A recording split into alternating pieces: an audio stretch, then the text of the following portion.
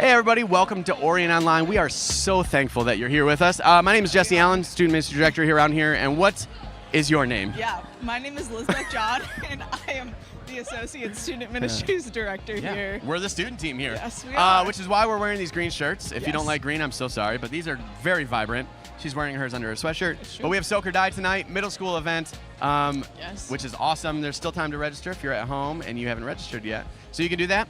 But Absolutely. outside of that, we're meeting all at Troy. No, we're meeting at a campus, but we're meeting going to here. Troy Yep. tonight, and just to have a great time with middle schoolers, hang out, and do all the things. What are we doing in service today, Lisbeth? Yes. We got the one and only Craig McGlasson Craig here. McGlasson with one wing. Yes. He has a hand. He's got broken hand. He'll tell you all about it during service. But we're continuing our Do This and More series, and it was a great message. So good. Just talking about what it looks like to love others and Christ-like really have love. relationships with other people. Yeah. So good. Yeah. So stay tuned. We'll get started in just a few minutes. We'll see you at the end of the service. Yes, we will. See you guys.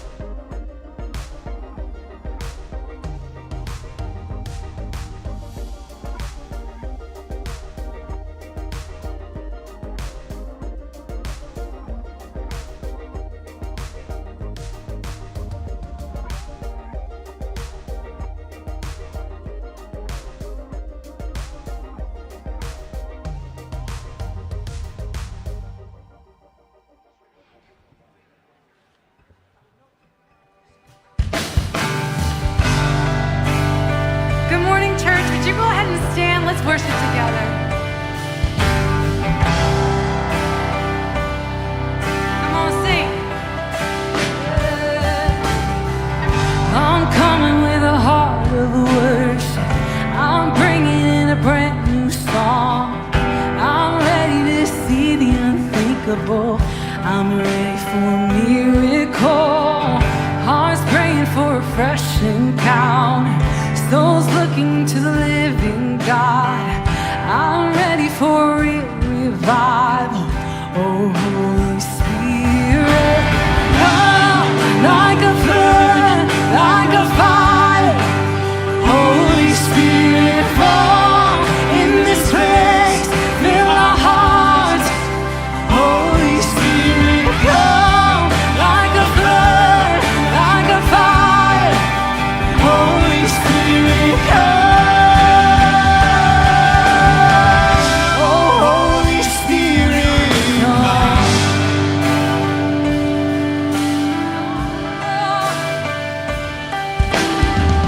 On the edge of a new beginning, God, we know you have so much more. We're looking to a new horizon. We're praying for your rain to pour. An overflowing of true redemption, an overflowing of your kingdom. We're ready for a real revival. Holy Spirit, come like a flood, like a fire. Holy Spirit, fall in this place, fill our hearts. Holy Spirit,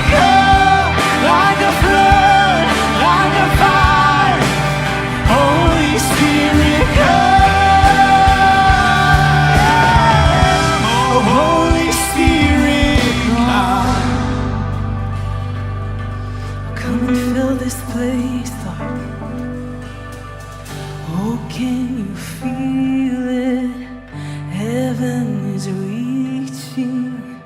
Oh, can you hear it? Our God is speaking. Oh, can you see it? He's got your healing. Oh, just receive it. Receive the freedom. Oh, can you feel it? Heaven is reaching. Oh, can you hear it? Our God is speaking. Oh, can you see it? He's got your healing.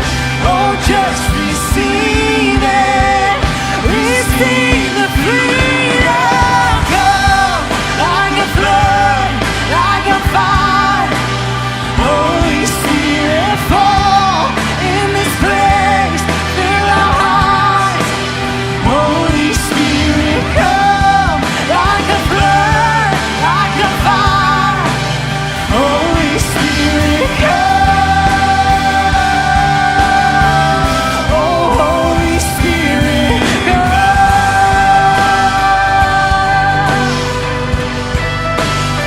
Oh, come, Lord. We need your Spirit, God. Oh,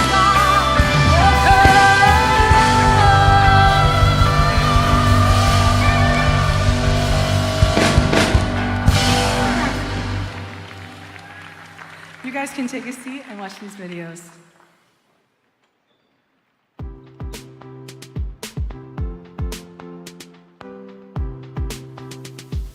Hello, everyone. In case you're wondering, you're at Kensington Church, so welcome. Attention, all men. We have something just for you. Here's Justin Warrens and Sam Anderson to fill you in. Men, Man Camp 2023 is just around the corner, and let me tell you why you need to be there. Because we all get caught on the treadmill of life, and we feel just this constant pressure to keep moving. Morning, Sam. Hey, man. And part of it is we have this kind of pressure about what we need to get dressed up like, what we need to wear so that we can be ready for our job. Here you go. And sometimes we're just trying to get to that first morning coffee where we get that little bit of a jump start to our day so we feel like we can be ready for everything else that's coming at us. And that treadmill just keeps picking up with more and more pressure. And we got our work, we got our emails, we got our phone calls that we need to make. And sometimes we're able to get to lunch, but sometimes, how you doing, sir? Sometimes we have to skip lunch because we don't have time because the babies are crying, the soccer is happening, the experiences of what we need, and we got to get to practice, and all of a sudden we can't stop because the late night bills are coming at us. And in the midst of it all, we get a note from our wife letting us know that we missed date night or an anniversary, and we're just trying to survive. So let me tell you this. It is time for you to step off of that treadmill and join us at Man Camp 2023. Make time for it, invite some friends, and join us this fall. I can't believe those two knuckleheads are actually leading this whole thing. But yeah, we have a ton of fun, but we also take some time to connect or reconnect with God. And this year, we'll be looking at how all of us have been crafted for a purpose. You won't want to miss it. Mark it on your calendars, October 6th through the 8th up at Spring Hill Camp. Find out more information and register at kensingtonchurch.org/mancamp. Last week, my wife and I were running errands and discovered that this is the first time in 23 years that we did not have to do back-to-school shopping. How freeing!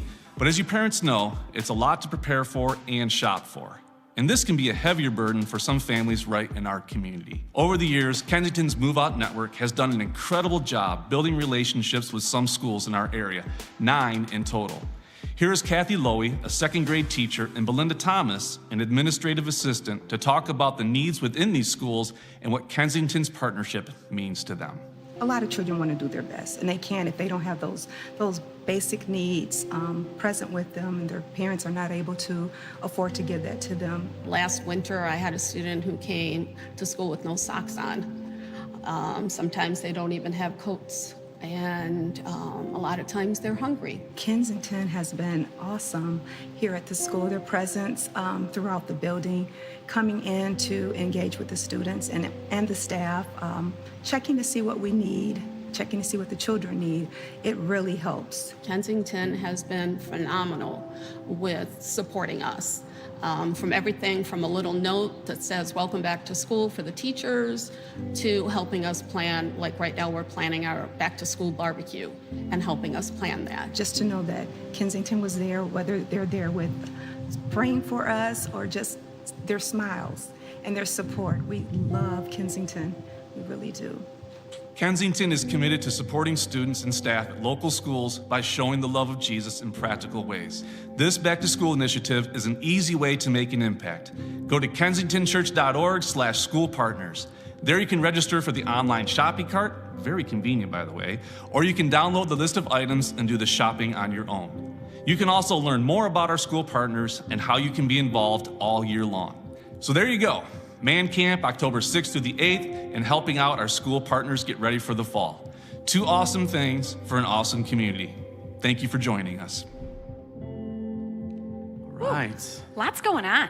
Lots going on. Right? I saw so many of you walking in this morning with your bags for school partners, and they're really doing some cool stuff this year. It's school supplies, but it's also food and clothing. Like you heard the one share that she had a student come without socks in the winter. Yeah. So we're really trying to come around all the needs that they have, not just the school supplies this year. So make sure you check it out. And when they talk about Kensington and how awesome Kensington is, they're not talking about me, they're not talking about Jesse, they're not even talking about Craig, which I know is really hard to believe. They're talking about all of you. Yeah, like 100%. You guys are the ones that are making the difference and making that impact over at our school partners. So we thank you. We couldn't do this without you guys. Yeah. But so good. What about Man Camp, Jesse? What do you think about that? Man Camp you should go to. Yeah, I'll be there. So if you don't know anybody, just come meet me and then you'll know one. I guess that's the way to do it. Now, would you have fallen if you were on the treadmill, like Sam? No, but I was hoping they would speed that up the whole video. Anybody else wanted that to be seen? I thought he was going down. Didn't you guys think he was going down? Raise a hands if you thought he was going down. Lose a slipper and he falls off the back would be 100%. great. But yeah, Man Camp you should go to. It's an amazing opportunity. I still have relationships just from last year. I would have never met if it wasn't for Man Camp. So that's that awesome. have just helped me through the last year, and it's been great. So you should definitely be a part of that. I love that. So Jesse and I are up here today because we want you guys to plug in around this place. We would love for everyone in this auditorium in Kensington as a whole to find a place to serve within your gifts in our community. We would love for you guys to be a part of one of our teams. Jesse, what about you? What are your things that you're thinking through today? For me, traditionally, it's next generation. It's always going to be next generation. Obviously, as a student pastor, I have to say that. But it's been my passion for years, is just how do I pour into the generation that's coming behind me? And so that is K-Kids and student ministry. So K-Kids, there's tons of opportunity. If you've never been a part of K-Kids or haven't had a kid through K-Kids, you don't know what you're missing. Tons of fun on Sunday morning. If you ever hear the kids hollering, yelling, screaming, singing, all the fun things that they do on Sunday morning. Tons of fun to be a part of, and would love just to have more loving adults be a part of that, that love Jesus and just want to see the next generation know Jesus. And so ultimately, that'd be a great place to jump in on Sunday mornings. And then Sunday evenings, it's now 4 to 6, so it's not as late. But we are jumping in the fall to have all of our student ministries between 4 and 6 p.m., which means we need small group leaders, we need greeters, we need people running the cafe, all the kind of stuff that we do on a regular basis. And then events and stuff, if you can't do the weekly, would love to have you jump in on events and stuff. So we just it takes one loving adult for a student to connect with the church and with Jesus, and that's ultimately what we're looking for. So I urged you last week to pray. If you feel the nudge, we've had a few nudges this morning, come and talk to me. I would love to have a conversation with you about what that looks like. Where can they find you today after service? Where are you going to be? Step out of the auditorium and go to the left. There's an area that says students, middle school, high school over there. Cool. Come check us out. I love it. And then K-Kids is in the middle. So go see them too. Exactly. So another place you can serve around here, I know you guys think we have it all together.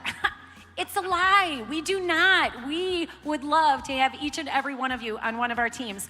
So the traffic team, who gets a shout out for the traffic team? Those guys crush it every week, right? So good. And women. I shouldn't say all guys because we got some shine, cold. They're like the post office. Rain, snow, sleet, or shine, right? Is that close? Is that close? But we have so many different teams around here: traffic, security, hospitality, usher greeter, medical. There is something for everyone. Those are considered our guest service teams, and if that is a heartbeat for you, I would love to chat with you. We're gonna be out by the hub, and so many places for you to plug in. Also, arts and production. This crew up here, the crew back there, they will teach you what you need to know. You don't have to know all the things, right? Like, where's Lisbeth? Is she still back there on the camera? There she is. She's running waving. it right now. They taught her everything she knows. Right there, that shot. Give a shout out to Lisbeth. I like it. Anyway, but we would love to chat with you and help you get plugged in around this place. So we're so glad you're here. We are going to continue with the service. They've got an amazing song for you. But take a look on the screen during this song. It's a bunch of our volunteers serving in so many different places. So maybe something will give you as Jesse said, a nudge. Glad you're here.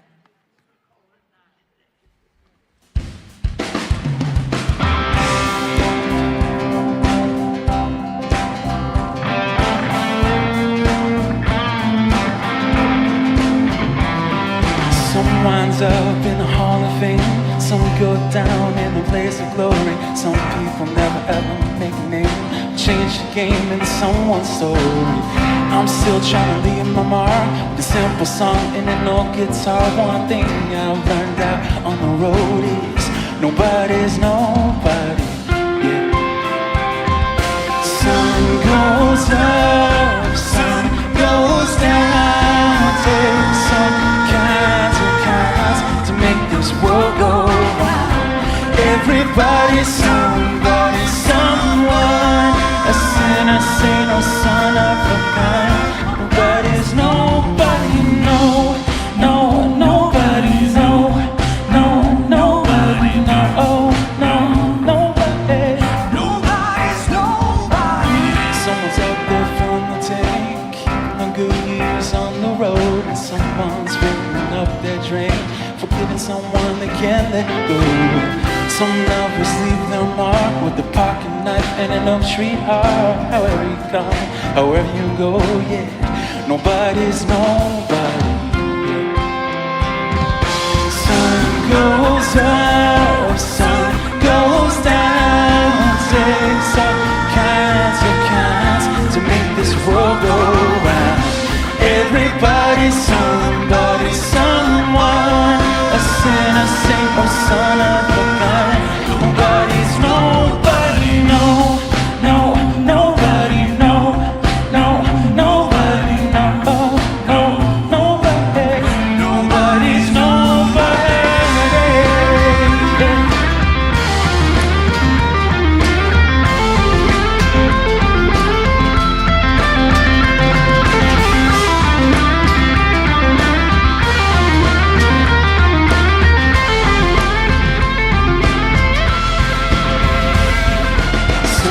Goes up, sun goes down. Takes all kinds to make this world go round.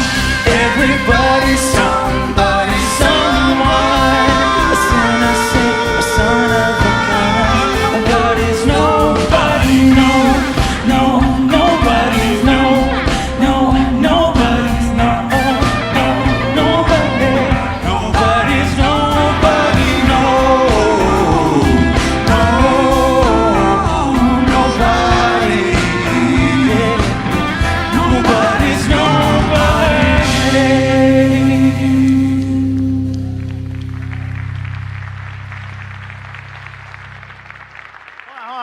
Hold on. Don't walk off yet. Don't walk off. Come here.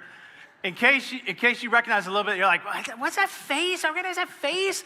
You were on the drums, what, a couple weeks ago? Yeah, a couple weeks ago. So you drum and you sing. Yeah. Nice job, dude. How many of you guys would like to hear more country music at Orion? How many of you guys are like, never do country again? I'm not a country fan. Okay, you're welcome to go to Troy. You can go to Troy. They love country. We're glad you're here. Total joke. And we had to come on out. So if we haven't met yet, my name is Craig, just part of the team here at Orion. And that's what we're going to talk about today. But we're going to get there in a minute. Nobody is a nobody. And we're going to talk about a church that Paul in the Bible once wrote to in Thessalonica. that had just learned how to treat people in such a profound way that was so Christ-like that Paul goes, that's how we're supposed to treat people, that nobody would feel like a nobody. However, before we get there, we have somebody whose whole job on our team here at Orient is really to help that become a greater reality for us. So many of you may know that in the last year, we lost Shar Kelly from our team, who moved over to another opportunity that God brought to her, but she ran all of our discipleship for the longest time and just did an amazing job. Since her leaving, Susan Welsh has stepped into that role to kind of help lead that whole part of who we are as a campus, and has then brought along Amanda recently to join her on a part-time basis to kind of put their synergy together. Got some fans in the crowd, apparently. This is my husband. Oh, I see you, babe.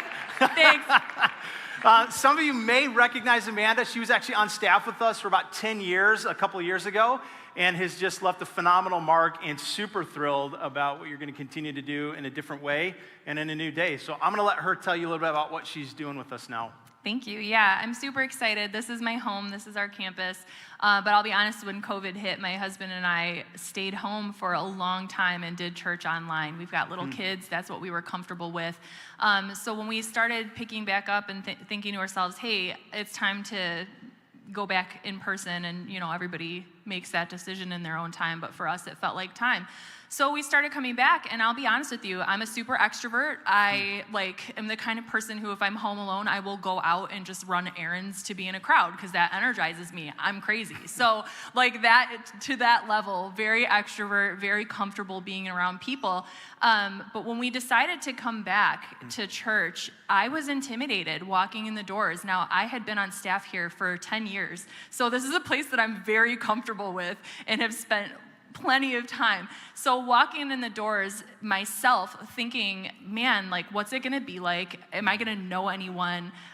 Is it gonna be awkward? And for my level of extrovertism, working here for 10 years, knowing as many people as I know, if I felt that way, chances are just any random normal person that comes to visit this place would feel that, if not way more than that, because of being not that, Yeah. So anyway, I don't mean to ramble, but what I'm trying to say is that I think that connection is super important in a place like this. When you have a crowd like this, you might walk in here and think, nobody knows me, nobody's gonna know me, and the enemy might lie to you and say, if somebody really did get to know the real you, they probably wouldn't like you anyway, which is such a lie. And I think that the enemy likes to isolate people, make people feel alone or unwanted. You might walk in here and think, man, it's cool to be in church, but I could come or go and nobody would ever give a care. And that's what I want to focus on. I want to make sure that when you come into this place, you know that there's an opportunity for somebody to connect with you. You know that there's going to be people here who care about knowing you. And that's really what my hope is. So, I don't want to say that I'm going to hassle people, but I am a professional hassler. So I'm going to find you in the lobby and be like, hi, can I be your friend? And if you don't want to be my friend, I'll find somebody who will want to be your friend. And that's the whole thing. And I think that God has a lot of big plans for groups here. Something I want to talk about, we're talking about the jump in and serve today, right?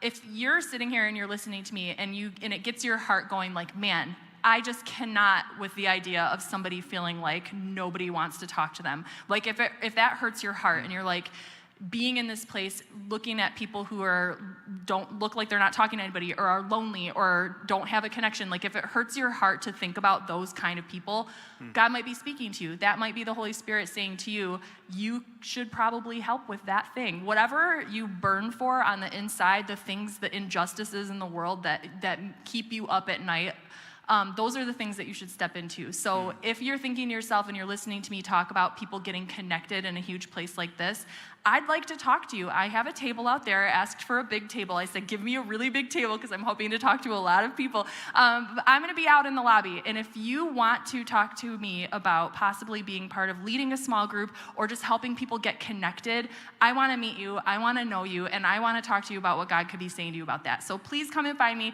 Don't leave me lonely. And that is my spiel. Awesome. And where about in the lobby? Because the lobby's kind of big. Where are you Right. at in the lobby? Yeah, good call. I, as a professional hassler, I prefer to be by the doors so that I can shout at you when you're trying to escape. So I am going to be right out those doors. I have a table that's right next to the hub, and I will probably approach you if you don't approach me. So I hope we can still be friends through all of that together. Very cool. Amanda has already left a tremendous mark that if she never did anything else, she has a legacy here at Kensington, and has already, in the first couple weeks of her being just with us and joining the team, has already just brought so much that I'm thrilled for the energy of you and Susan together and just what you're going to keep bringing to the team and to the whole campus. So you guys just thank Amanda one more time as she walks off. Thanks, Amanda. All right, you guys ready to have a good time this morning? You're like, wow, I thought we were having fun already. All right, I got lots to do. We're going to have super good time. I think we're going to have fun. It'd be a little challenging as well as a little bit of humor. Before we get there, here's what I'd love to have you do. Stand up, stretch. We got a little bit to go still. And just say hello to somebody near you. Let them know that you're glad that they're here.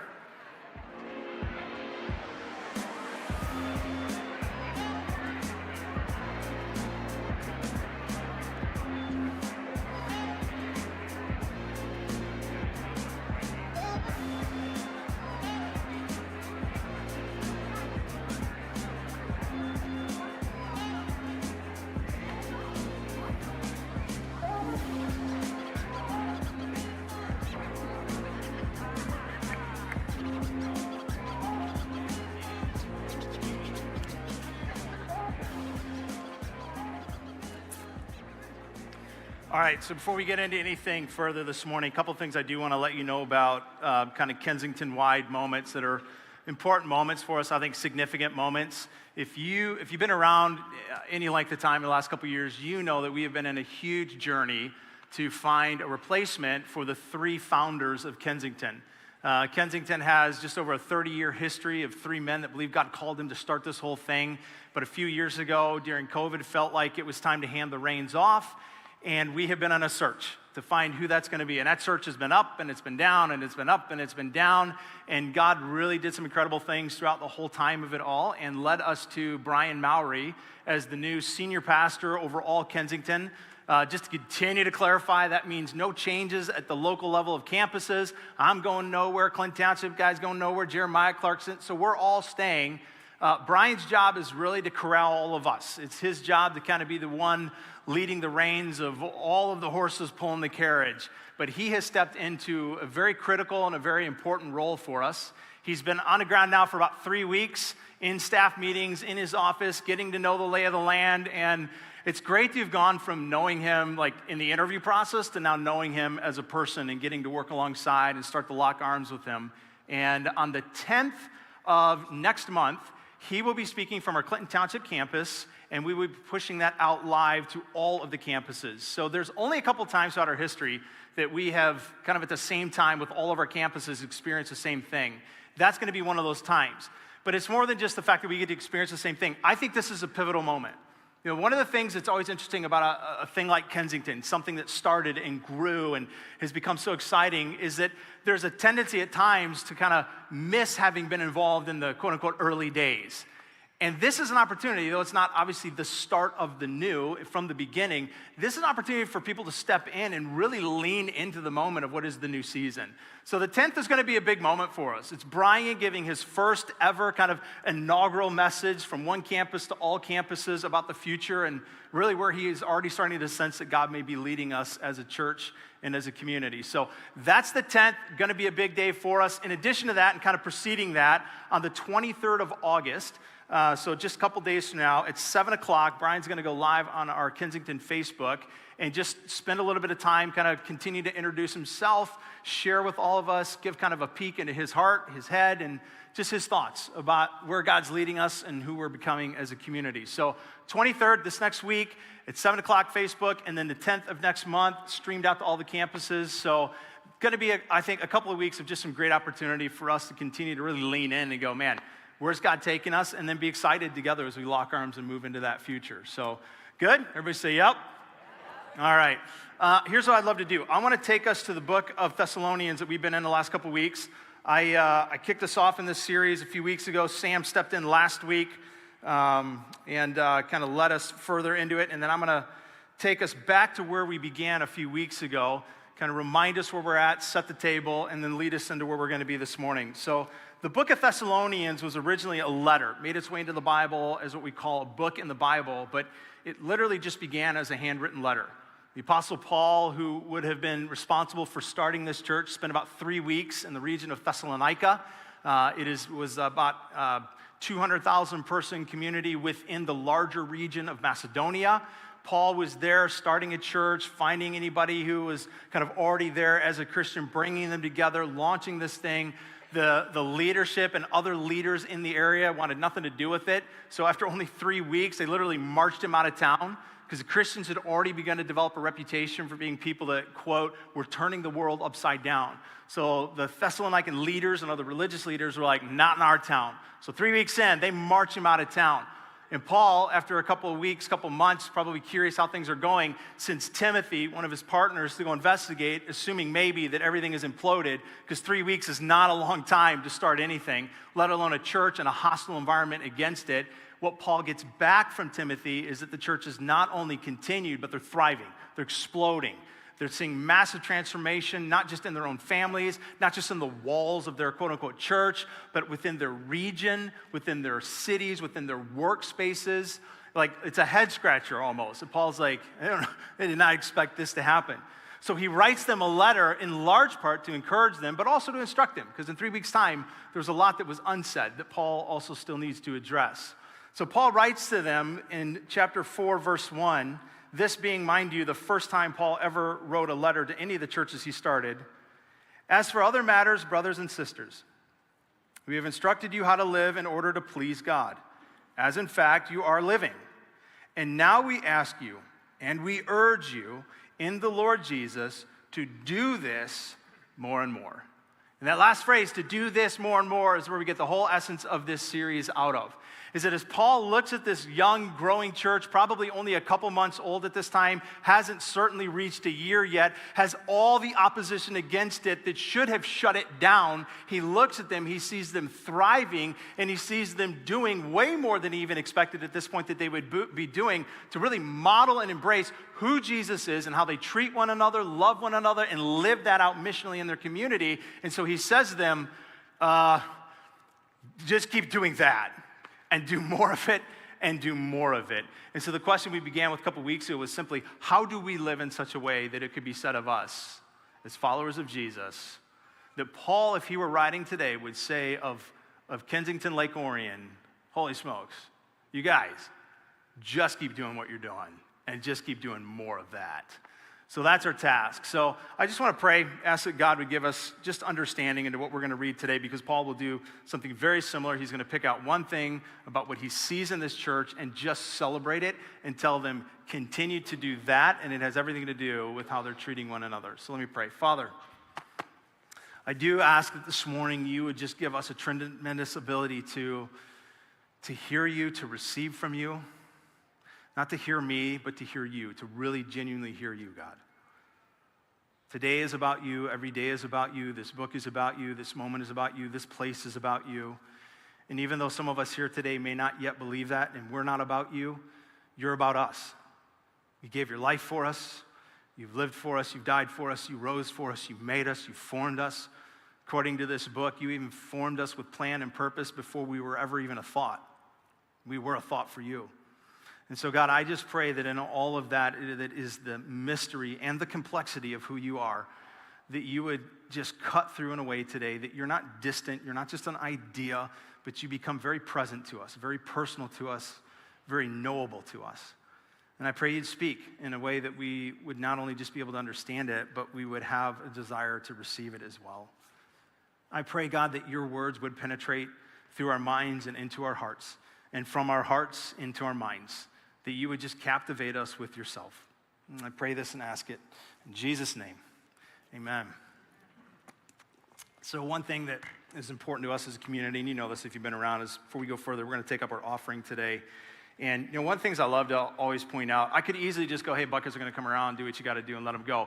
But there's just a reality that when this moment happens, when we take the offering, and buckets are going to come around in a minute, this is a couple of things for us. This is a moment of mission, and it's a moment of trust. It's a moment where we really do believe everything we have as Christians and followers of Jesus has been given to us by him. Scripture says every good and perfect thing comes from above. I believe that about my life. I believe everything in my life that is of value and meaning is because of Jesus. That means that I also believe that part of what I do in response to that is I unleash some of that back to the mission. This is the second part of other people knowing that as well. And I have had, just since being a part of Kensington, I've had the unique privilege of seeing that our money is not self-serving here. I've sat with orphans in Africa whose lives are being made better because of your generosity. I've sat with church planners overseas that are starting new churches and doing work in their communities that's only happening because of your generosity. I've sat recently with Oxford students who are still trying to figure out how to recover emotionally from everything that they went through in that school shooting, who have been benefited by what you have done to create this space through your generosity. Like these moments, I just hope you know this. Like never let these moments be any less of a moment of worship than when we're singing and raising our hands. Like this is a moment of worship when we're saying, God, we give it to you, and he's multiplying it and making an impact. So I just want to say thank you. And I also want to say, if you're not a part of it with us, I'd love to have you join us on the mission. So if the bucket's already passed and you're like, I was gonna, there's tons of ways online. You can read them as well as I can. Love to have you be a part of it. So, all right. So the Thessalonians, who Paul's writing to here, they are one of probably around 20 churches that Paul was responsible for directly starting. In addition to the churches that he directly started, those churches would then go on, many of them, to start other churches. And then some of those churches would go on to start other churches. So you've got 2, 3, 4 generations and more that have been started even within the lifetime of Paul. What's interesting about Paul is that he, in many regards, sincerely was probably the first one, or the father of the first kind of Christian movement. Not just churches being started, but a movement that began to take place, so that it was literally being said of the early Christians, like, these people are flipping the world upside down. I would say they were actually flipping it right side up, because they were kind of saying, hey, no, here's who God's made us to be and how he's called us to be. But it was wildly spreading, and Paul was right at the tip of the spear on all of this. And so Paul would start a number of churches, and part of what he would also do then is he would write these churches. Sometimes he would spend a little bit amount of time with the churches, like with the Thessalonians, for a couple of weeks because he got driven out. Other times he would spend more time with the churches. But he always had more to say. And so part of what Paul would do is he would write these letters, many of which became the writings of the New Testament, called the epistles, which would be his effort and his attempt to write the churches for encouragement, for correction, for continued instruction, for a whole myriad of things. One of the things that Paul would frequently write, whether it was to the Corinthians or whether it was to the Ephesians or whether it was to the Romans, whoever he's writing to, one of the reemerging themes of many was the theme of relationship. How the early Christians were treating one another. Because how they were to treat one another based on how God through Jesus had treated them was to be radically different than our natural impulse of how we treat one another. Our selfishness or our self-centeredness or our taking advantage of people or all the even worse that we do. And so part of what Paul would frequently do in these letters is write to say, hey, as a follower of Jesus, here's how we love one another. Here's how we treat one another. And then that meant often he had to correct how people were treating each other, either in the church, how they were treating each other, or even how they were treating people outside the church. There was a lot of brokenness at times relationally, from how people had learned from people like Paul or Timothy or others. There had been a broken pattern at times and how they then passed that on. And so Paul would write often to say, hey, this isn't what I mean. This isn't how we do this. And it's not just Paul that did this either. It's not like Paul came along and at some point, thank goodness for Paul, because up to that point, Christians had just been, behaving badly. But Paul came along to go, hey, here's what we got to do, everybody. Like, this is a common theme throughout the whole Bible, from cover to cover. Even in the Old Testament, which sometimes gets relegated to like the angry God era of God, which it is not. Sometimes we assume that even in the Old Testament, maybe there he didn't really care about how he treated people. No, even in the Old Testament, all the way to the end, there are instructions from people like Paul and Peter and all the like, and certainly modeled in Jesus, like, hey, here's how we love one another. With such consistent, ongoing, repetitive kind of messaging from the Bible about how we treat one another, I think it points to the fact that there is just what we all know, there is an innate difficulty in truly loving other people. Especially in loving them like God calls us to. and loving them like Jesus modeled for us. And so Paul frequently has to write about this, right? And if you're a parent, you know this reality. You don't ever have to teach your kids to do the things that, right? Like I've never had to tell my kids, listen, girls, today I expect you better be on your phone more than I want you to be. Like I've never had to say that. I've never had to go to my daughters and go, today you had better make your room messy and sloppy. Never had to do that. Corinne, you'll do that naturally and automatically. Never had to do that. But I have to tell them about other things, like get off your phone in time, or treat your brother or treat your sister differently. So this is Paul. This is Paul having to again and again and again, just like the rest of the Bible, remind the early churches, hey, here's how we have to treat one another because of oftentimes the brokenness that would emerge in how we relate to one another. I'll give you one example. Book of Corinthians, even though we're basing this out of Thessalonians, this is just an example of Paul writing at another time about relationships. He says, chapter 1, verse 10, I appeal to you, brothers and sisters, in the name of our Lord Jesus Christ, that all of you agree with one another in what you say, and that there be no divisions among you. Do you imagine that? Like no divisions. Imagine a church with no divisions. Our lives, our world, our culture, and sadly, even many times our churches are marked by so much division. Paul says, here's what I'm urging, that if you're going to live out relationships, loving relationships like Jesus expects of us and empowers us to, there'd actually be no division. And he goes on and he says this, from the no divisions among you, but here's my desire, is that you be perfectly united in mind and thought. So this is how Paul would often write, is to say, hey, I'm going to address the brokenness of relationship, and I'm going to paint for you the picture of what it looks like for us to live out Christ-like loving relationships. So I'm going to ask you just to help me for the morning to really embed this in our minds by getting this idea of brokenness versus what Paul will portray as the picture in just a minute. So just say this out loud with me. Say, well, that's broken. That's what Paul was writing many times, the intent to say, well, that's broken. So here we go. We're going to have a little fun for a minute. I'm going to put a couple pictures up on the screen. And if you think they're broken, whatever the item is, I just want you out loud to say, well, that's broken. All right, picture number one. Well, that's broken. It's also a brilliant idea. In the snow, should you lose a tire? Anyways, how about another one? Well, that's broken. Another one? This is brilliant, isn't it? All right, next one is a personal, close to my heart favorite of mine. Here it is. Yeah, that's my left hand. Yep. I'm just going to make a moment of it. That way I don't have to have 1,000 conversations today. So somebody asked me, did you break your hand? Yes. They asked me, is that the same one you broke last year? No. They asked me, did you do it on a mountain bike? Yes. They asked me, did you learn your lesson and you're ready to quit? No. Matter of fact, somebody in first service said, you know what? You're not a young guy anymore. It's probably time for you to stop riding. And I said, go to Troy. So you're not welcome here anymore. You know, here's the only good thing is thankfully, nobody has been bragging about my mountain biking skills recently. He hit a jump. Now, when I say he hit a jump, that means both wheels are off the ground at the same time. Okay? He hit a jump. And now the purpose of this jump, when you're mountain biking at this specific spot, is you jump up, you get about 8 to 10 feet in the air. Yes, I said 8 to 10 feet in the air. Both wheels at the same time. Okay? Elevated, and then you're supposed to whip your back tire, touch the tree that's right there, and then come down and land and keep going. People do that. And not only do people do that, Craig McGlasson does that.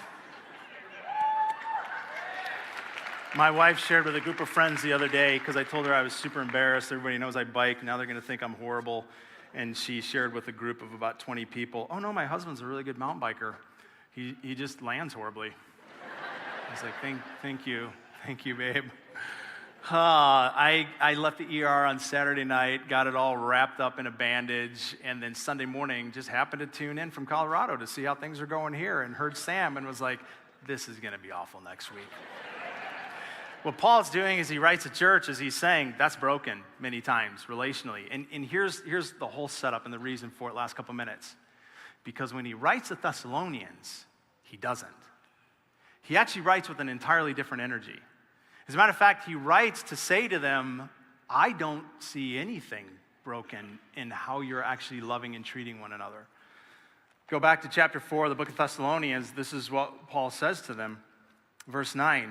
Now about your love for one another. This is amazing. We don't need to write to you. He's like, I don't even know what to put on paper, guys. He says, this is why. For you yourselves have been taught by God to love each other. And in fact, you do love all of God's family and throughout all of Macedonia. So not even in Thessalonica, but in the larger region of Macedonia. He's saying this isn't just even something happening in your homes. It's not something happening in just your small church community. Like this is happening in your workspace, in your neighborhood, in your city, and in the entire region that you find yourself in. Like you're really doing this and you're living it out. And he goes on and he says, yet I simply urge this, brothers and sisters, to do so more and more. Like if you know anything of Paul's writings, this is not normal. Paul is not a guy that shies away from confrontation. If he sees something broken, he addresses it. He writes to it, he confronts it, he calls it out, and he says, this is who we're supposed to be. So for Paul to say, I'm kind of speechless, I don't know what to write. He's not shying away. He's not taking the easy road out. He's not being passive aggressive or just choosing not to confront what really needs to be. He's genuinely saying there is something about you and what you have directly even learned from God about how to love one another, that you're putting it into place, and I don't have anything to actually say to you except just keep doing that. What an amazing thing that would be to have said about us. Like, what if it could be said of us, hey, the way that community at Orion loves and treats each other inside the church and outside the church, just keep doing that. Because what Paul says is not only are you doing it, not only is that the goal, he's saying you're actually pleasing God. Like you are bringing, he started at the beginning, right? He said you're pleasing God with what you're doing. He's saying you're literally in how you're acting and living, you are bringing a sense of joy and deep pleasure to the God of creation. You realize that you and I and how we live out who God has made us to be, particularly in how we relate to one another, we can affect the heart of God. And Paul says you're doing it. Now, here's the thing, and you know it as well as I do. When it comes to relationships and loving relationships, even Christ-like loving relationships, there's one problem that makes it difficult. Just one. Any guesses? Thank you. People. People are what make loving people difficult, right? If it weren't for people, it'd be very easy. Matter of fact, let me say this. I think, have fun for a minute, I think relationships are a lot like vehicles and gas mileage. So go with me for a minute on this one. I want to know in the room who gets the best gas mileage and the worst gas mileage. So let's start with best. Who thinks they get the best gas mileage in whatever car you drive? Electric vehicles and hybrids, don't count, that's cheating. So, best gas mileage. Just shout it out. You get 32? That's pretty good. Driving a golf cart maybe, but that's good. 32. All right, anybody beat 32? 34? I mean, this is gas mileage. It's worth arguing over the 2 miles. So 34 is good. Anybody want to publicly confess that they drive a Prius? Matthias does. Just thought I'd share that on his behalf while he's not here.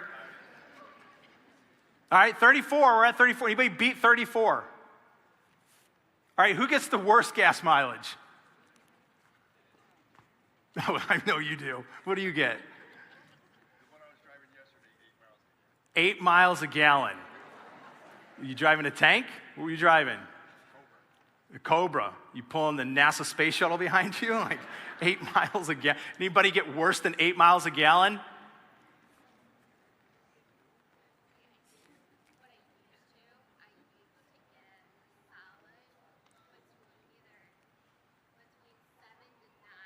Somewhere between 7 to 9? Okay, so you're driving a truck, a 250? Was that a Ford? Well, that's your problem. Yeah. You might want to pray about that. Make better choices on vehicles.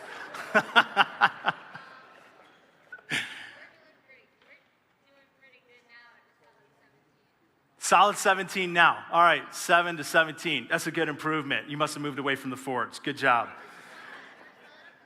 You're ruining my example now. All right, here's my point though. I think relationships are a lot like vehicles. Because relationships and vehicles, we journey together. Whether you're in a car, in a truck, or whether you're in a relationship, it's all about journeying forward. It's journeying together. And some relationships get really good gas mileage. And some relationships, help me out, get what? Really bad gas mileage. It's okay to say it and admit it. They get really bad gas mileage. There are just some people in life that they fill your tank up. For me, I have a couple of those people. One of them is this guy right here. His name's Jeremy. There's a verse in the Bible that says there's a friend that sticks closer than a brother. This is that guy. He's the guy that both times I've also hurt myself on my bike I've been with, so he could just be bad luck. But every time I'm with this guy, there's no withdrawal. It's pure deposit. Like, this is one of those guys in my life, fills up my tank. There's other people that drain your tank. They're the opposite. And I debated whether or not it would be kind to put a picture up of one of those kind of people, but I figured I would. This is one of the kind of people that for me just drains the tank. I mean, just hose in the gas tank, siphoned it empty kind of drain. Jeez. There are some relationships where you have to get out and do all the pushing. And then there's some relationships where in the moments where your tank is empty, you know you can count on them to do all the pushing forward for you. Here's my point in all of this, is that every single relationship you'll ever have, no matter how deep or how casual, listen to me, is equally deserving of love. But every relationship is not made equal. And so what I want to do just for a couple minutes left is I want to kind of break down 3 different areas of relationships and kind of ideas and truths about relationships. I'm going to tell you what they are, and then we're going to lean into them. The first is the goal of love in relationships, the product of love in relationships, and lastly is the source of love in relationships. So let's talk about the goal. If we're talking about trying to live out Christ-like love in relationships, it's just to yourself, you don't have to say anything out loud. What do you think is the goal? Because with all the instruction that we have throughout the scriptures about how we should treat one another, both the warnings, the pictures, the model of Jesus himself, the corrections and rebuke, with all there is to say about loving Christ-like relationships in this book, we should probably know what the goal of it is. So I want to give you 2 verses, and then I want to give you 1 definition. On your screen, the first comes from Jesus, who was once teaching to his disciples, that I think begins to create a framework of what the goal of loving relationships looks like. He says this, as the Father has loved me, so I have loved you. So now remain in my love. And if you keep my commands, you will remain in my love, just as I have kept my Father's commands and remain in his love. And I have told you this so that my joy may be in you and that your joy may be complete. So my command is this: love each other as I have loved you. Greater love has no one than this, to lay down his life for one's friend. All right, now later on, the Apostle Paul, writing to the Philippians, would write this. Philippians being one of the churches he also started. Therefore, if you have any encouragement from being united with Christ, if any comfort from his love, if any common sharing in the Spirit, any tenderness and compassion, then make my joy complete by being like-minded, having the same love, being one in spirit and of mind. Okay, here's the definition. Oh, I left out. Do nothing out of selfish ambition or vain conceit, but rather in humility value others above yourself. Say it again. In humility, value others above yourself. Not looking to your own interest, but each of you to the interests of others. Okay, here's your definition. I'll give it a little explanation. I believe, and this isn't like a Kensington-wide sanctioned thing, this is just me, but I think as I look at 2 places like that, and there's many others like it throughout the scriptures, you look at Jesus saying, do what I did, and here's what I'm going to do, and lay your life down, and nothing out of selfish ambition. Here's what I think the ultimate goal of Christ-like loving relationships should be.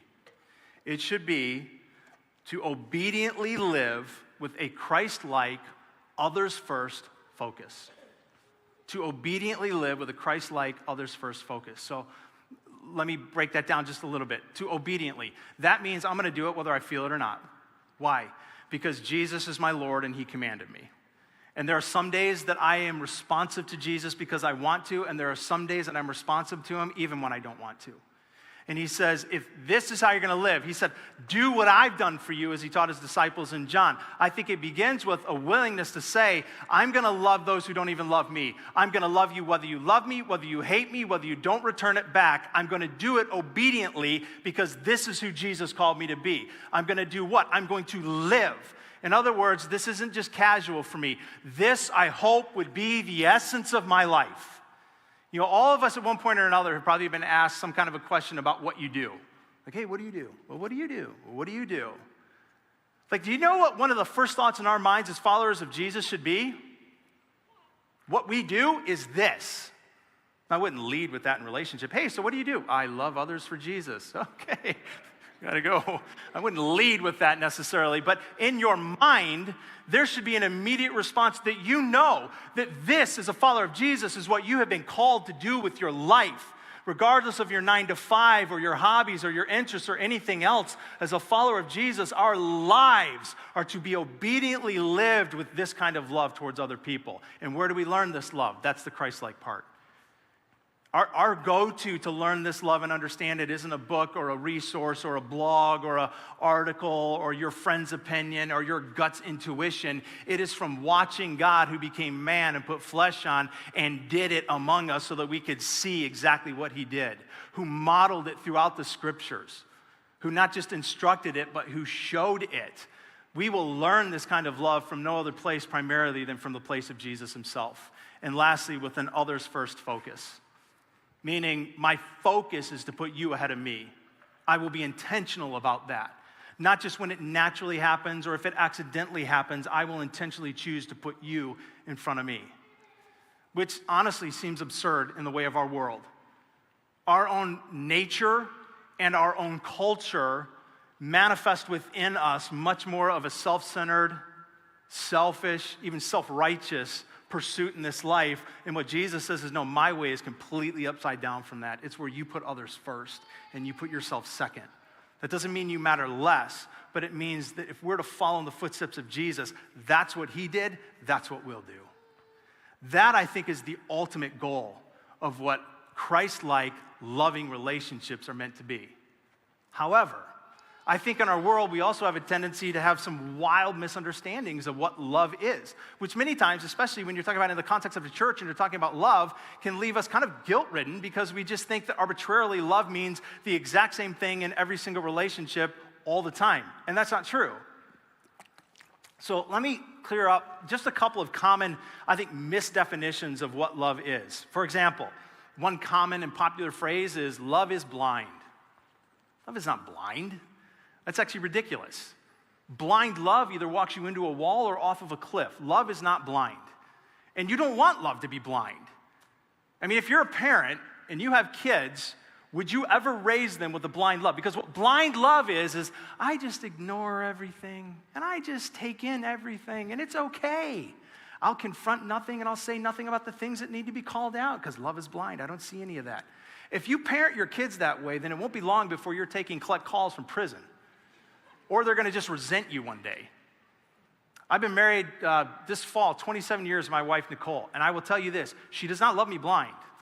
She loves me eyes wide open, for better, for worse. All the mess that is me, she knows it, she sees it, and she doesn't love me blind. As a matter of fact, yesterday, I had a horrible week this week. It was one of those weeks at work and just in general, it kicked my butt all week long. And then I'm dealing with this hand thing, super painful. Yesterday, I was supposed to be at an event with Kensington here, with our Field and Stream team, and instead I spent the day under the dashboard of my girl's car that we just bought for them because the shifter wouldn't work, trying to figure that out, banging my broken hand. It was a bad day, and I was in a super grumpy mood. And my wife to me, at one point, she came up to me and she's like, hey, babe, you know what? Sometimes you're a real jerk. I was like, only she didn't say jerk. And I was like, oh, really? And she's right. Like, a blind love would have just been like, oh, I don't even see that he's a jerk. No human being in this world has shaped and formed me more than that woman. And it's not because she's loved me with a blind love. It's because she's loved me with an honest love. Love is not blind. A blind love is a destructive love and can even, I think, become an abusive love. There's other ideas, too, that we have, like love is affirmation. I would just tell you this. Love does not mean that you have to agree with everything about me that I want you to agree with. My dad, one time when I was a kid, who's genuinely blind, some of you know the stories, but no eyes in his head, hasn't been able to see since he's a kid. I tried to convince him once that I could jump out my bedroom window, second story, and just grab the four corners of my sheet off my bed and just gently float down to the ground. I'm like, Dad, I promise that's how it's gonna work. He's like, promise it's not. I'm like, you're blind. I think that's why you can't understand the science behind all of this. And he's like, nope, you're young and you're dumb. The whole prefrontal cortex not working yet. Consequences. And he's like, you're not gonna do it. And so we get this huge argument because he wouldn't agree with me that I could do this, and I believed that I would be fine if I did. And he's like, I know what 2 stories on cement will do to you, so no. And at one point he's like, listen, you can jump if you want, but I'm gonna leave your room eventually, and it's all up to you. I'm just telling you, gonna end bad. Now, if I'd have jumped when my dad left, would he still love me?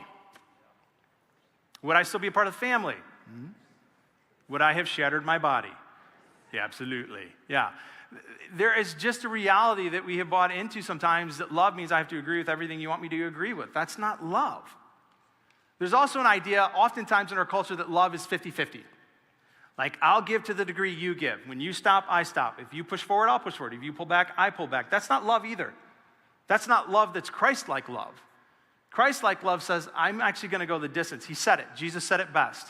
Greater love has no man than this, and he would lay his life down for his friend. Is that you actually go the extra mile. Jesus not only modeled that, he taught it over and over again. It's part of what so radically flipped the world upside down, and why it was said of the early Christians, they're changing this world. Because they loved in a way that nobody else did. Because Jesus showed them and told them how. Now, does that still mean, though, that in every relationship, if we're loving, obediently, Christ-like, first others focused, does that mean that every relationship will be the same and have the same dynamic? Answer is, of course not. No. There are just some unbreakable laws of relationship. And I think they're important because sometimes in the context of the church, we heap a lot of shame and guilt on ourselves that we're not loving enough because we're not giving everybody what they want from us. We don't know enough people. Enough people don't have access to us. So I want to run through just a couple of quick kind of laws of relationship that might maybe give us a little sense of freedom from some of the guilt of how to do this and do it well. For example, the first law I would just call the law of friendliness or kindness. The law of kindness. Here's all that means. You and I, as followers of Jesus, it is expected of us to be friendly with everybody, but that doesn't mean that we're friends with everybody. I would even go so far as to say Jesus was friendly with everyone, but he was friends with few. He wasn't friends with everybody. Everybody wasn't his friend. But in fact, who was Jesus' friends? Some of you know, just give me some names. Who were some of Jesus' friends? Simon. Yeah. John, so the disciples. How about Martha, Mary, Lazarus? Yeah. I mean, so there were people that had greater access. They were his friends. Now, there's no account of Jesus being unkind or unfriendly to anybody. Even in the times that he kind of got in their face and challenged them, it was with love and care. But that didn't mean he was friends with everybody. And sometimes in the church world, we have this weird idea that we have to be equal levels of friends with everybody, and if we're not, then somehow that's not Christ-like. No, to attempt to be friends at the same level with everybody is not only impossible and unsustainable, that's not Christ-like. That's not how he modeled friendship, and that's not how he modeled Christ-like love towards other people. What is expected of us is we had better be the people that it can be said of us as Christ followers. Man, they are so friendly to everybody they meet. That doesn't mean that we are friends with everybody that we know. Here's the second law I would give you, is just the law of capacity, which simply means that Christ-like love doesn't mean that we have to give everyone what it is that they require from us. We don't have to give to everyone what it is that they want from us. For one, there's just too many relationships for us to even be able to do that. There is a law of capacity where we will hit a wall, and all of us have a different capacity. Matter of fact, sociologists say that the average person throughout the course of a year will have somewhere between 500 and 2,500 interactions with other people. And that ranges from just casual interactions to deep, meaningful friendships. But if you do the math on that for just the people that will be a part of these services today, in person and online, that means that we represent somewhere between 1 million and 6 million interactions that are going to happen over the course of this next year. Like, there is just a law of capacity where you're going to limit out how many people you can have in your life. And some of you, based on your personality, have greater limit, and some of you have less limit. The best analogy I ever heard of this was from another pastor years ago who said we're all relationally kind of like Legos. You think of like on the screen, like Lego pieces, like some Lego blocks with those little dots that create the connections. Some of you have a tremendous amount of dots. That's Amanda, who says she just walks through a crowd hoping to bump into people and have interactions. Anybody else go, that would be my worst nightmare. I stay home to avoid that kind of thing, right? You're maybe the 1 or 2 connection dot block. Some of you are like the 8 or the 10. Some of you are the 64.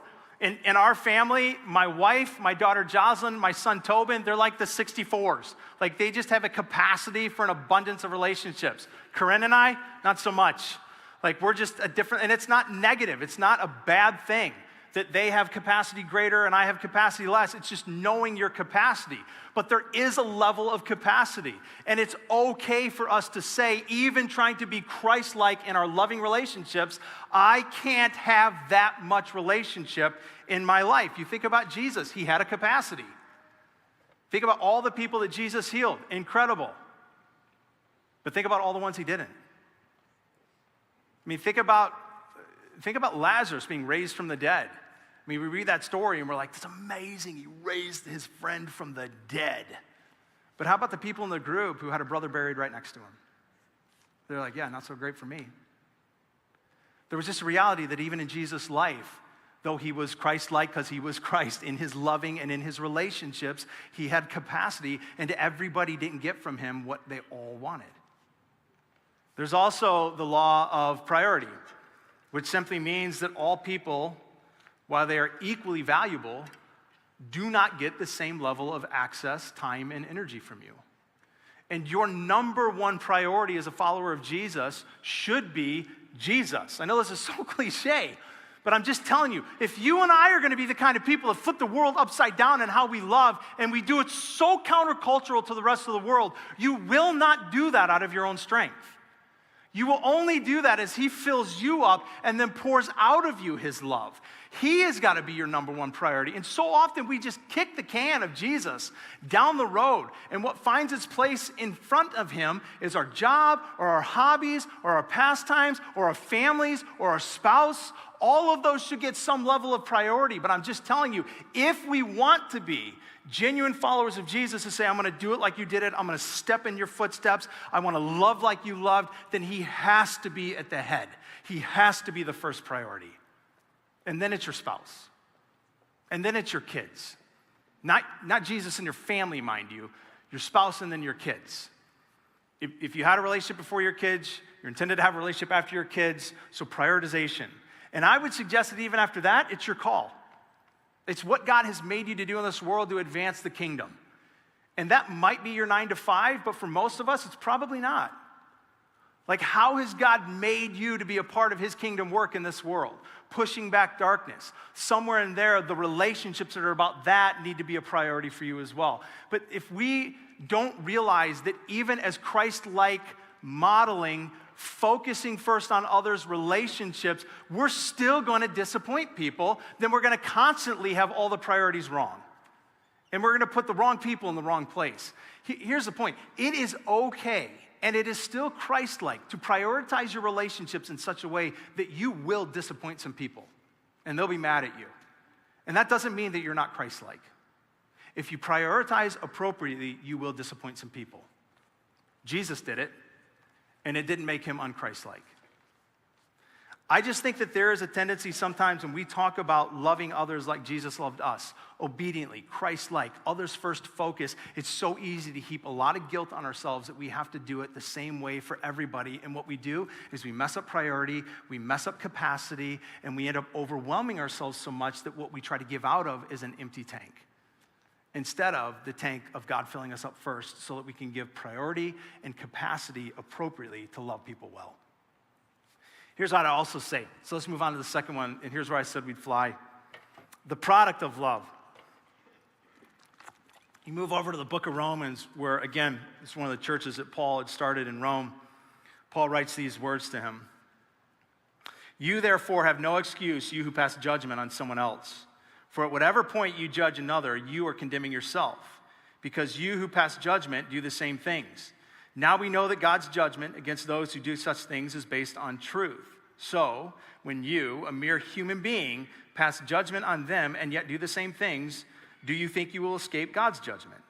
Or do you show contempt for the riches of his kindness and forbearance and patience, not realizing, and this is so key, God's kindness is intended to lead you to repentance. Repentance is the reality of that place where we come in relationship with God, where we go, I'm not enough, you are. I'm broken, you're whole and holy. I'm sinful, you're righteous. I need you. That's repentance. That's a place where things begin to turn so that God can do his transformative work in our lives. So here's the product. The product of Christ-like loving relationships is transformation. It's transformation. And this is why it's so important, because Paul could have said any number of other things is what leads to God's transformative work in our lives. He could have said, well, it's the truths that we need to know. It's God's confrontation that needs to happen. It's God's correction that needs to take place. It's doing all the right things and not the wrong things. It's the teachings of or the fear of hell. Like, there's so many things that he could have said, this is what will lead you to repentance. And instead, like, think about this. Paul says, this is what God intends to use as a tool to lead us to transformative repentance. Him being kind to us. If the God of creation employs the tool of kindness to lead to our repentance and transformation, and it works, then what could kindness do from us to one another? Change everything. I know it's a bit cliche, but I'm telling you, love is what will transform everything and everyone. This is why the Thessalonians are changing. They're not changing because they have it all right. 3 weeks, that's all Paul spent with them. He didn't have the ability to teach them everything. Some of their theology is wrong. Some of their doctrine and beliefs are wrong. Some of their behavior is still wrong. They're not being transformed because they know all the right things. They're not being transformed because they're doing all the right things. They're being transformed because they are incredibly aware of the great, tremendous debt that they had to God, and yet his loving, gracious mercy on them. And when they knew and felt God's kindness from God and even from Paul, God through Paul, that's what was transforming them. There's too many of us in the church world that still believe that what really will change people and change the world is we just got to confront people with heartless, compassionless truth. Or we got to just teach them that this is how you've got to live and this is destructive. Or we've got to give the right theology and the right doctrine for people to understand. All of that's important. But when you strip compassion and kindness away from doctrine and belief, what you end up with is something that's not just broken, I would say it's disgusting. And it's not what God intended. In fact, I heard a stupid joke years ago. This guy comes to pick his girlfriend up for a date. They're going to prom. Senior year, he shows up. She's not ready. Grandma answers the door. She says, hey, give her 1 minute. Give her 1 minute. She'll be down. So he sits down. He's starving. She's taking forever. He's like, man. So he starts eating the peanuts out of the bowl. They're sitting around the table, and he finishes the whole bowl before he knows it. She comes out. She's amazing. He's like, holy smokes. And then he says to Grandma, just before they're about to leave, he's like, hey, so sorry, I ate all the peanuts. I was just so hungry. And she goes, oh, no worries. They're no good once you suck all the chocolate off anyways. And I'm thinking, here's my point. Here's what I tell you that, is I think when you take right doctrine and belief and you strip it and make it devoid of compassion and love, what you end up with is something gross. You may have the nut that's still left of belief, but you have taken away the sweet appeal. When we remove kindness and love from right belief, I think it becomes disgusting, not compelling. And then lastly, I would just say this. What is the source of love? It's God himself. This is what Paul said to the Thessalonians. Now, about your love for one another, we don't need to write to you. And this is why. For you yourselves have been taught by God to love each other. Remember, 3 weeks. They weren't having love seminars. He wasn't sitting down teaching him through other parts of his letters or writings of the scriptures. He wasn't going back, looking at the life of Jesus with them and doing seminars on how to love well. Like 3 weeks, he didn't have time. So that's why he says, I'm seeing the way you guys love each other. It's unbelievable. The only conclusion I can come up with is literally God himself has been teaching you how to do this. And I would say to you, you and I will not learn this kind of love from any other place than being determined and committed to sit regularly, consistently, passionately, and dedicatedly at the feet of Jesus ourselves and absorbing his love. Most of us, as we go through this world and just through our regular lives, we're taking hit after hit. There's withdrawal from our hearts. And if you're not being replenished and being overwhelmed with the love of God, then the heart you have to give to other people is often jaded, angry, wounded, empty, cynical. So what do you think you're going to give off to other people? Anger, cynicism, emptiness. But when you and I can learn to constantly make Jesus a priority and sit with him and know how precious you are to him, you don't have to go out here and try and be more loving. Good luck.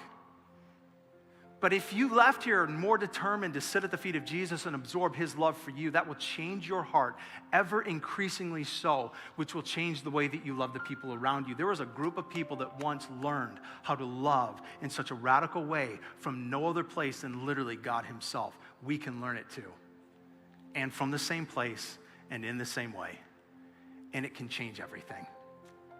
Literally everything. And if you're not there yet and you're like, man, I'm kind of you yesterday most of the time, kind of a jerk. That's all right. I've been walking with God nearly 48 years of my life. And you know how many days still I'm so irritated with myself that my heart is wrapped up in anger or selfishness or lust or any number of other things. It's not Christ-like and doesn't give me the capacity to love others well. And lately, as I've just been sitting with God and all of that, I've been overwhelmed with just one thought he continues to deliver back to me, and it is how patient he still is with me. He has never given up on me. I've never felt God cold shoulder me or push me off to the side or go, McGlasson, you're knocked down to like a 70% love. If you can get your act together, we'll bring you back up to like 85. It's 100. It's 100. It was 100 before I ever knew his name. It was 100 every day I've made the worst mistakes of my life. It was 100 on the days I didn't. It's 100 right now. And it is for you. You don't know my story. He does, and it's 100. It's 100% love for you. And all he asks is that you would sit with him and you would learn how to absorb that from him. That's his number one ask. And as you absorb that, it'll change everything. And to give yourself some grace and mercy along the way, that he's at work. And it's okay that you haven't arrived. Billy Graham's wife, when she died, had accomplished in many ways almost as much as he did. In her own way, him being probably the greatest evangelist who've ever lived. But when she died, she asked for nothing of any of that to be put on her tombstone. She asked for one thing to simply be put on her tombstone that she read as she once drove through construction. And it simply said, "Construction finished. Thanks for your patience." You are so precious to Jesus. And you're like, but I'm at work. We all are. But he's at work. And if you will just give yourself the grace that he has given to just sit with him and let him love you and let him change you and let him continue to soften your heart and fill it with his love, I'm telling you, it happened with the Thessalonians. It can happen with us. We will learn to love in a radical Christ-like way directly from God himself. May we be such people, because that's the kind of love we were made to receive, and that's the kind of love we have been empowered to give. So God, I just pray for your love to saturate in a way that I could never communicate appropriately or effectively. But would you give us a longing and a thirst and a hunger for you, for your love, for your ways, for your life, for your presence, and a certainty in the deepest places of who we are, of your affection for us. And in that, continue to change us, to change all things around us. Amen.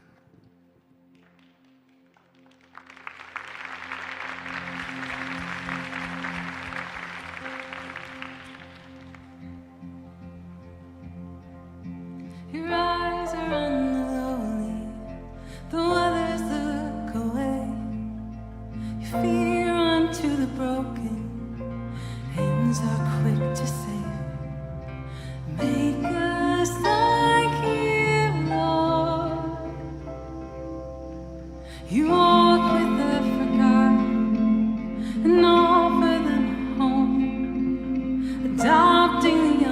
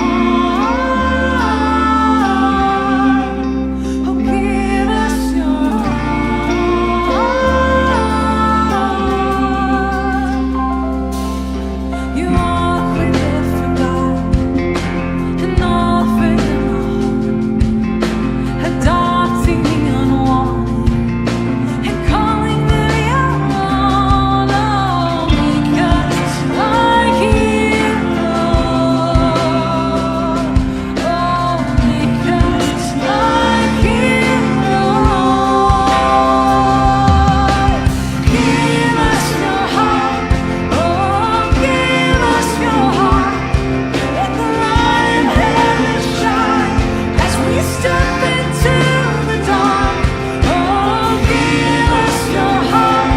Oh, give us your heart. Want to see your kingdom come and death depart. Oh, give us your heart.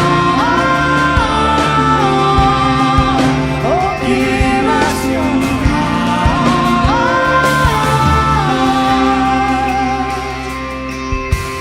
justice flow like a river in the desert. Let the nations know that you will reign forever as the earth beholds the glory of the Savior. Let justice flow, let it flow.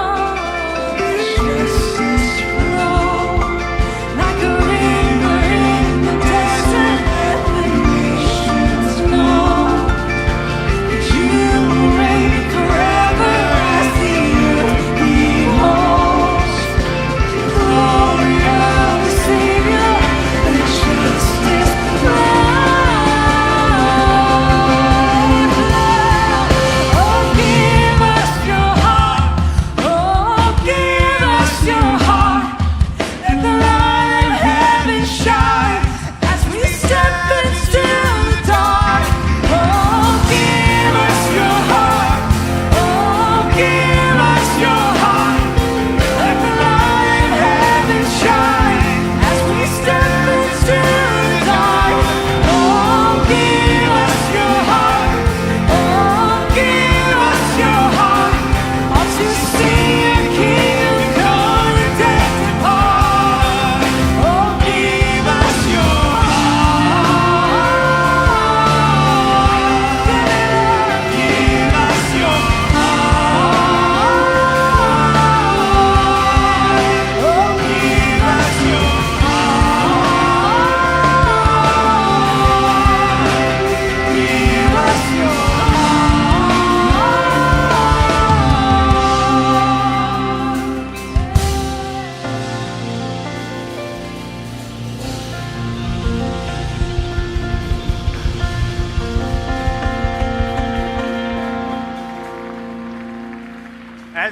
As always, we have a prayer team that'll be up front. If we can create enough of a pause, because I already know all of our minds, mine included, are racing about all the things we've got going on this week, even this afternoon, like leaning into it already emotionally, got this, got that. But sometimes just having that pause enough before you run into the rest of the week to go, okay, let God's Spirit keep speaking and say what I need to hear, land what needs to be landed. If our prayer team can help in that, then please let us do that and be a part of that. Also remember, as you walk out, jump in and serve happening right now. We would love to have you explore ways for you to connect, plug in more, and be a part of this mission that we're all on together. So see one of the tables, ask questions, and explore. Otherwise, so glad you're with us this morning. We'll see you next week.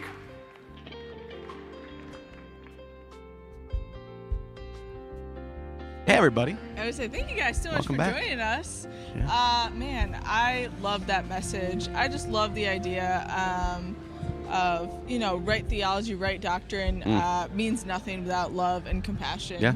I felt like that really stuck out to me. What about you, Jesse? Something stuck out to you? That is like my heartbeat the last 15, 20 years is just, having the correct understanding of Scripture is 100% important, but not applying it wrong.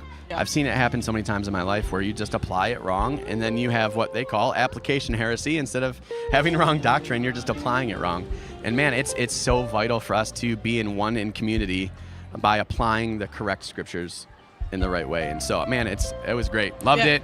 Look forward to moving into the next season as he talked through all the seasons we have coming up, and just how we can step in that with each other and love each other well is awesome. Sure. So I'm very excited about it. And if you are looking for community, we have lots of groups launching in September, online, in-person options. Yeah.